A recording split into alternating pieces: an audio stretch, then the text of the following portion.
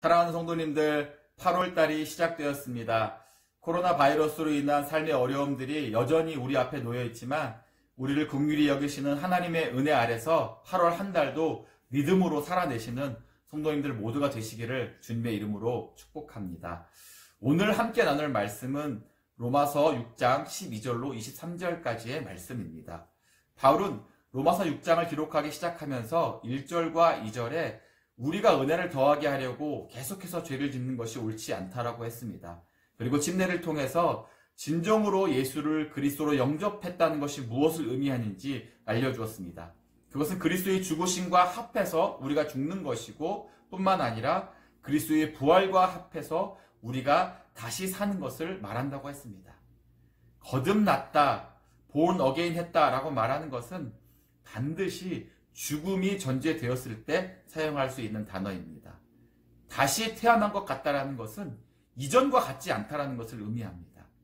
오직 그리스도를 믿음으로 말미암아 하나님의 은혜로 구원받은 백성이 된 우리들에게 거듭남은 죄의 권세 아래서 죄의 종로로 타던 우리의 삶의 속박에서 벗어나서 모든 죄의 대가를 대신 짊어지시고 죽으심으로 죄의 권세를 물리치신 그리스도의 은혜와 사랑 안에서 새롭게 된 우리의 영적인 상태를 이야기하고 있는 것입니다.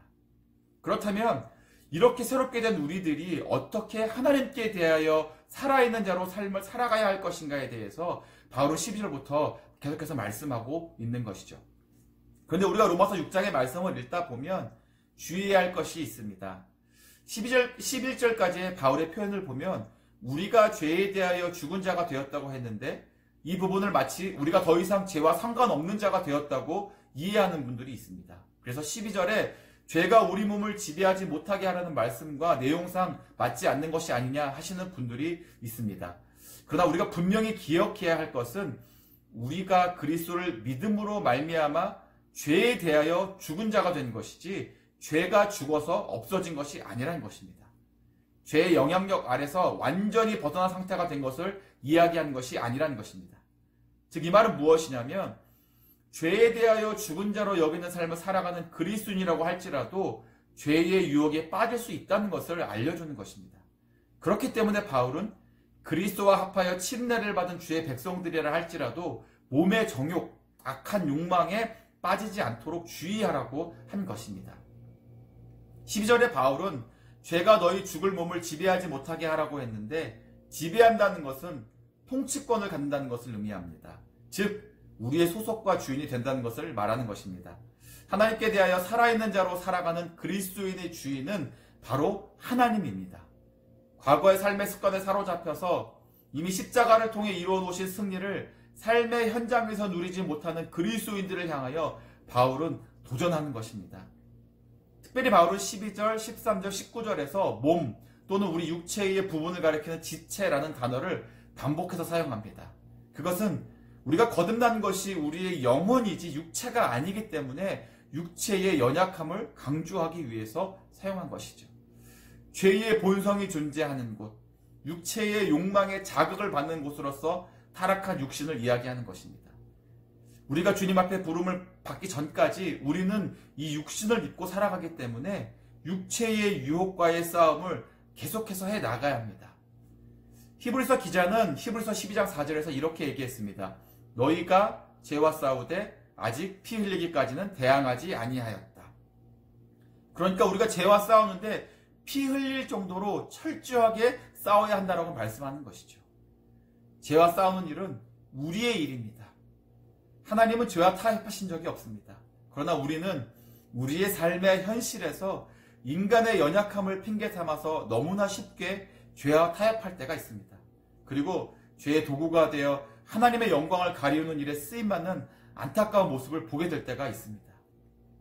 바울은 고린도전서 9장에서 복음 전도자의 사명을 이루어가는 자신의 모습을 이렇게 고백했습니다. 내가 내 몸을 쳐 복종하게 한다. 우리는 우리의 몸이 하나님의 손에 붙들린 바 되어져서 의의 도구로 쓰임 받을 수 있도록 우리의 몸을 쳐서 복종하게 하는 수고를 해야 합니다. 사도 요한은 요한일서 2장 16절에서 이렇게 말했습니다. 세상에 있는 모든 것이 육신의 정욕과 안목의 정욕과 이생의 자랑이니 다 아버지께로부터 온 것이 아니요 세상으로부터 온 것이라. 육신의 정욕, 육신의 욕심은 죄의 큰 유혹입니다. 사람은 앉으면 눕고 싶습니다. 누우면 자고 싶은 것이 사람의 본성입니다. 야고보 사도는 욕심이 잉태한즉 죄를 낳는다고 말했습니다. 그래서 바울은 그러한 유혹에 굴복하지 말아야 한다고 말하고 있는 것입니다. 13절에 너희 지체를 불의의 무기로 죄에게 내주지 말라고 했습니다. 여기서 나오는 무기라는 단어의 원어의 기본적인 의미는 총칼과 같은 그런 의미보다는 기구, 도구를 의미하는 인스트루먼트에 가깝다고 할 수 있습니다.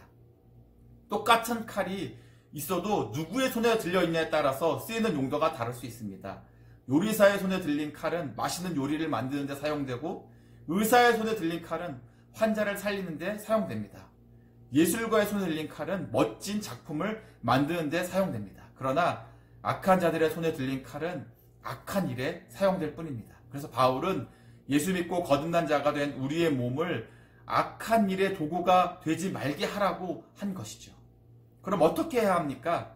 바울은 우리 자신을 의의 무기로 하나님께 드리라고 했습니다. 우리가 우리 자신을 하나님께 드려서 하나님의 손에 붙들림 바 된다고 한다면 하나님의 의를 이루는 데 쓰임받는 인생이 될 수 있다는 것이죠. 그러한 인생으로 살아가라는 말씀입니다. 여기서 드린다라는 헬라어 원어의 시제는 계속적으로 하나님께 드리는 것을 의미합니다. 어떤 한 특별한 순간에만 그렇게 하는 이벤트가 아니라 의의 무기로 자신을 하나님께 드리는 그리스도인의 행위가 일상이 되어야 한다는 것입니다. 여러분, 우리가 열심히 예배드리고 있을 때 우리의 육체를 죄가 주장할 수 있습니까? 우리가 전심으로 기도하고 있을 때에 죄가 우리를 사로잡아서 우리를 악한 곳으로 끌고 갈 수 있습니까? 우리가 열심히 전도하고 봉사할 때에 죄가 나의 왕이 되지 못하는 것을 우리는 잘 알 수 있습니다. 그러니까 우리는 보다 적극적으로 우리의 몸을 의의 종으로, 의의 무기와 의의 연장으로 사용되기 위해서 하나님께 드리기를 힘써야 합니다. 하나님께 우리를 드리는 것은 우리의 모든 것을 내 것이 아니라 하나님의 것이요, 하나님에게 우리의 건강과 시간과 물질까지 사용하시도록 모든 권한을 위탁하고 내어드리는 것을 말하는 것입니다. 16절의 말씀에 너희 자신을 종으로 드려 누구에게 순종하든지 그 순종함을 받는 자의 종이 되는 줄을 알지 못하느뇨.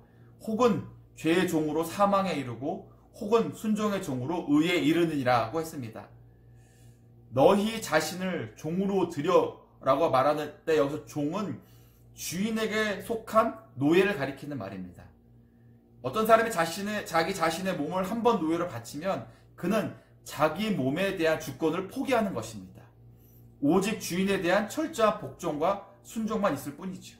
여기서 분명한 것은 마귀가 나를 주관하기 전에 먼저 하나님께 헌신하며 하나님이 우리를 주관하게 하라는 것입니다.